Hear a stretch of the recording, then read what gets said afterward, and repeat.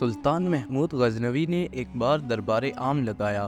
دربار میں ہزاروں افراد شریک تھے، جن میں اولیاء، کتب اور ابدال بھی تھے۔ سلطان محمود نے سب کو مخاطب کر کے کہا، کوئی شخص مجھے حضرت خضر علیہ السلام کی زیارت کرا سکتا ہے؟ سب خاموش رہے۔ دربار عام میں بیٹھا ایک غریب دیہاتی کھڑا ہوا اور کہا، میں زیارت کرا سکتا ہوں، البتہ اس کی ایک شرط ہے۔ سلطان نے شرط پوچھی تو عرض کرنے لگا، 6 ماہ دریا کے کنارے چلہ کاٹنا ہوگا، لیکن میں ایک غریب آدمی ہوں، میرے گھر کا خرچہ آپ کو اٹھانا ہوگا۔ سلطان نے شرط منظور کر لی۔ اس شخص کو چلے کے لیے بھیج دیا گیا اور گھر کا خرچہ بادشاہ کے ذمے ہو گیا۔ 6 ماہ گزرنے کے بعد سلطان نے اس شخص کو دربار میں حاضر کیا اور پوچھا تو دیہاتی کہنے لگا، حضور کچھ وظائف باقی رہ گئے ہیں، لہٰذا 6 ماہ مزید لگیں گے۔ مزید 6 ماہ گزرنے کے بعد سلطان محمود نے پھر دربار عام لگایا اور دربار میں ہزاروں افراد شریک تھے۔ اس شخص کو دربار میں حاضر کیا گیا اور بادشاہ نے پوچھا، میرے کام کا کیا ہوا؟ یہ بات سن کر دیہاتی کہنے لگا، بادشاہ سلامت، کہاں میں گناہ گار اور کہاں خضر علیہ السلام۔ میں نے آپ سے جھوٹ بولا، میرے گھر کا خرچہ پورا نہیں ہو رہا تھا، بچے بھوک سے مر رہے تھے، اس لیے ایسا کرنے پر مجبور ہوا۔ سلطان محمود غزنوی نے اپنے ایک وزیر کو کھڑا کیا اور پوچھا، اس شخص کی سزا کیا ہے؟ وزیر نے کہا، جناب، اس شخص نے بادشاہ کے ساتھ جھوٹ بولا ہے، لہٰذا اس کا گلا کاٹ دیا جائے۔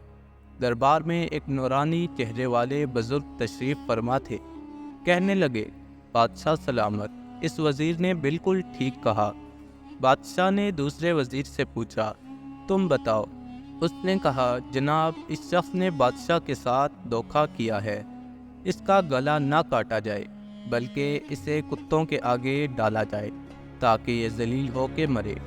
اسے مرنے میں کچھ وقت تو لگے۔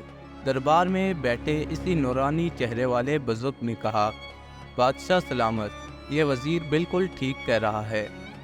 سلطان محمود غزنوی نے اپنے پیارے غلام ایاز محمود سے پوچھا، تو کیا کہتے ہو ایاز؟ ایاز نے کہا، بادشاہ سلامت، آپ کی بادشاہی سے 1 سال ایک غریب کے بچے پلتے رہے، آپ کے خزانے میں کوئی کمی نہیں آئی اور نہ ہی اس کے جھوٹ سے آپ کی شان میں کوئی فرق پڑا۔ اگر میری بات مانے تو اسے معاف کر دیں، اگر اسے قتل کر دیا تو اس کے بچے بھوک سے مر جائیں گے۔ ایاز کی یہ بات سن کر محفل میں بیٹھے وہی نورانی چہرے والے بابا کہنے لگے، ایاز بالکل ٹھیک کہہ رہا ہے۔ سلطان محمود غزنوی نے ان بابا کو بلایا اور پوچھا، آپ نے ہر وزیر کے فیصلے کو درست کہا، اس کی وجہ مجھے سمجھ آئیے۔ بابا کہنے لگے، بادشاہ سلامت، پہلے نمبر پر جس وزیر نے کہا اس کا گلا کاٹا جائے، وہ قوم قصائی کا فرد ہے اور قصائی کا کام ہے گلے کاٹنا۔ اس نے اپنا خاندانی رنگ دکھایا۔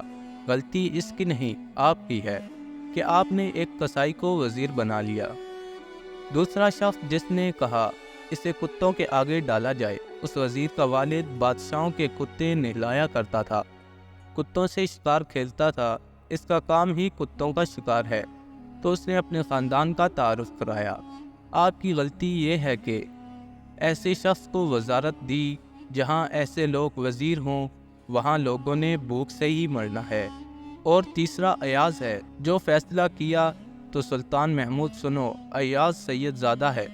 سید کی شان یہ ہے کہ سید اپنا سارا خاندان کربلا میں ذبح کرا دیتے ہیں، مگر بدلہ لینے کا کبھی نہیں سوچتے۔ سلطان محمود اپنی کرسی سے کھڑا ہو جاتا ہے اور ایاز کو مخاطب کر کے کہتا ہے، ایاز، تم نے آج تک مجھے کیوں نہیں بتایا کہ تم سید ہو؟ ایاز کہتا ہے، آج تک کسی کو اس بات کا علم نہ تھا کہ ایاز سید ہے، لیکن آج بابا جی نے میرا راز کھولا، آج میں بھی راز کھول دیتا ہوں۔ سنیے بادشاہ سلامت اور درباریوں، یہ بابا کوئی عام ہستی نہیں، یہی حضرت خضر علیہ السلام ہے۔